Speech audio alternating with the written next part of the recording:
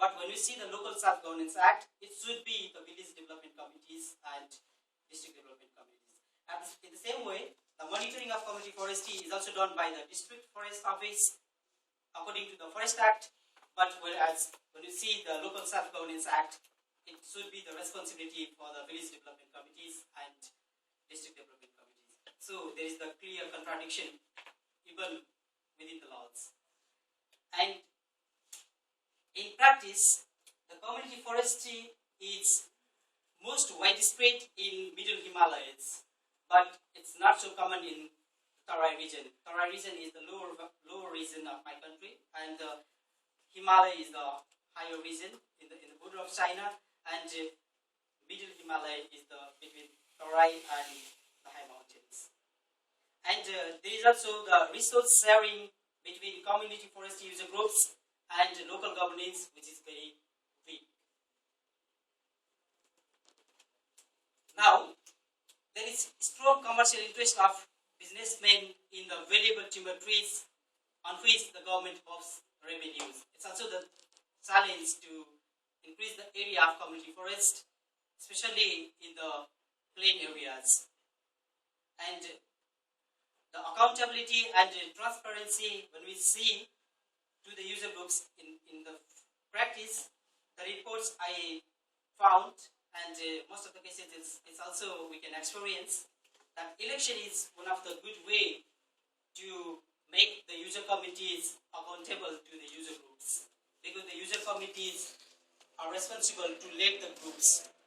And the election, in most of the cases, the election is highly politicized. It is based on the political interest.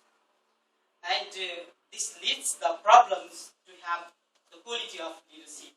So who will lead the groups and how much quality we expect from those leaderships. And how transition will occur. Sometimes because of these problems, we lack the leadership in the community forest user groups. So it's a problem. And I have a case study from the Western Tarai region. It is the case study from the 4 community forest, and it clearly shows that when we see the participation of user groups by caste, class, and gender, you can here see that here we can see almost similar in all decision making, labor work, and benefit sharing aspects. But when we see here, this is the bar showing the labor work. So lower caste peoples, they have to contribute very high to the forest resources in the conservation and management aspects. But at the same time, they get lower benefits, and they also have the little influence on the decision making levels. And when we see here in the upper class levels, they contribute very less to the labor work, but they get high benefits and they have the high influence in the decision making levels. At the same time, when we see it by class, so here is low class peoples, they also get low involvement in the decision making levels, and in the benefit sharing aspects also they get less. But to contribute, they have to work a lot. And in the same way, when we see it by gender basis, you can see that the female have to contribute a lot for the work, but at the same time, they also have less benefits. They get less benefits, and at the same time, their influence to the decision-making level is also very low.